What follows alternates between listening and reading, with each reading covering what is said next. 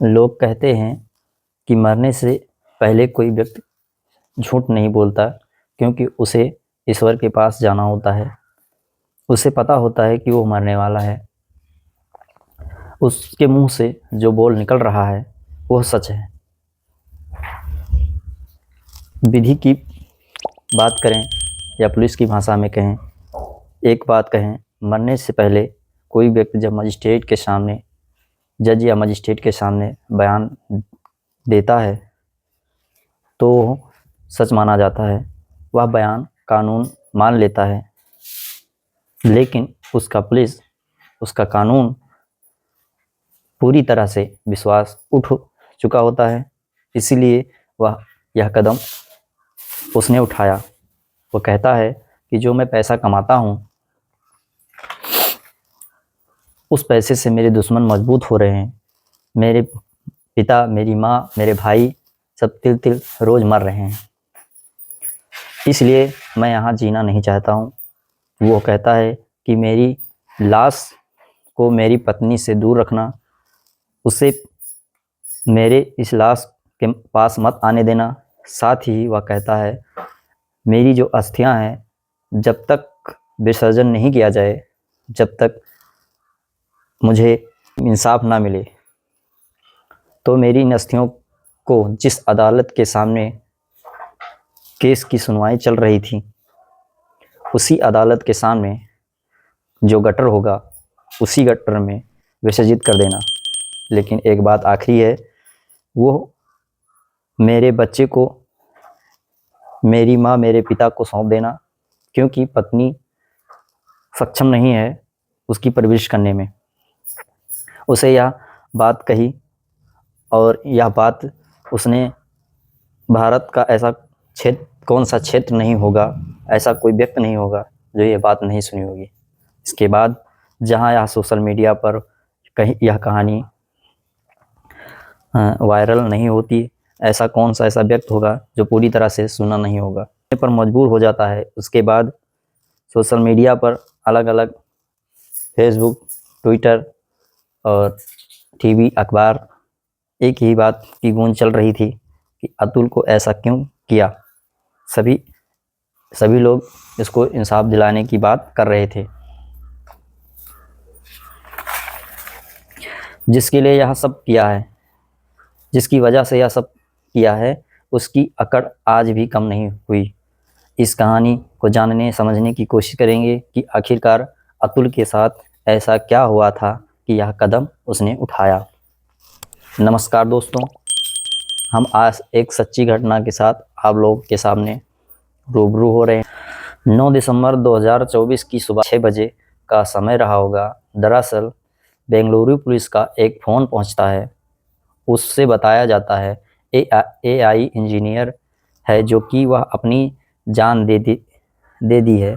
यह सूचना जब पुलिस तत्काल प्रभाव से पहुंचती है, वह सूचना के बाद मंजूनाथ लेआउट इन फ्लीट नेम एजेंसी में उसका एक कमरा होता है। वहां पर जब पुलिस पहुंचती है, तब वहां पर सैकड़ों की भीड़ पहले से ही लगी होती है, और उस शव को पुलिस हिरासत में लेती है और उस शव को पोस्टमास्टर में भेज दिया जाता है। पुलिस यह पता करने की कोशिश में थी कि मरने वाला है कौन। दरअसल उसका नाम होता है अतुल सुभाष मोदी, जो कि बेंगलुरु में रहकर इंजीनियरिंग की तैयारी कर रहा था, वहीं अपने घर परिवार को देख रेख करता रहता था। पुलिस ने सोचा कि उसने ऐसा कदम क्यों उठाया, तो पता चलता है कि वह 84 मिनट का एक वीडियो है और 24 पन्नों की, साथ ही एक 24 पन्नों का एक बहुत बड़ा पत्र में लिखा है, साथ एक पत्र लिखा है, जिनके माध्यम से वह पूरी वहाँ कहानी बयां की है। छोटे छोटे हिस्से थे। यह सोशल मीडिया पर तेज़ी से फैल गई। ऐसा कोई व्यक्ति न रहा होगा जिसके पास यह वीडियो पहुंची ना हो, चाहे वह पॉलिटिशियन हो, राजनेताएं हों, पुलिस हों, या फिर जजेस हों, या फिर एक आम आदमी हो। हर किसी के पास यह पहुंच रही थी। हर सोशल मीडिया पर, इंस्टाग्राम, फेसबुक, ट्विटर, टीवी, अखबार में एक ही बात चल रहा था, has justice for Atul Subhash. में चल रहा था। पूरे देश में हड़कंप मच जाता है। जिसने यह कहानी सुनी उनकी आंखों में आंसू जरूर थे। कहानी है जो यह एक बिहार का एक समस्तीपुर जिला होता है, वहाँ का एक बेनीपुर का रहने वाला होता है अतुल सुभाष मोदी। साल 2019 में उसे मेट्रो मोनोसाइट से एक लड़की दिखाई देती है। लड़की का नाम नीतिका सिन्हा होता है। रोहतास जौनपुर प्रदेश की रहने वाली वो लड़की होती है। अच्छी पढ़ी लिखी होती है और उस लड़की से बात करने शुरू होते हैं। इन दोनों में अच्छी खासी बातें होती रहती है और बातें करते करते इन दोनों में शादी की बात होती है। दोनों के घर वाले इस बात से सहमत होते हैं। शादी का डेट रखा जाता है। शादी एक बनारस हिंदू नेशनल होटल में होता है। इन दोनों की शादी हो जाएगी तो इसके बाद दोनों परिवार में सहमति बनती है।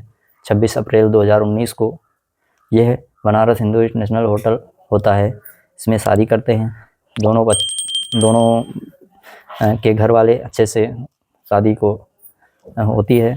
17 अगस्त 2019 को उसके परिवार, उसके जो लड़की वाले के पिता होते हैं, उसके पिता बीमार चल रहे थे। उसी बीच उनकी मौत हो जाती है। मौत हो जाने के बाद लड़की काफ़ी निराश हो जाती है। 2022 में जब ऐसे होते होते करते लड़ाई झगड़ा होता रहता है, धीरे धीरे उससे वो अलगाव करने लगती है।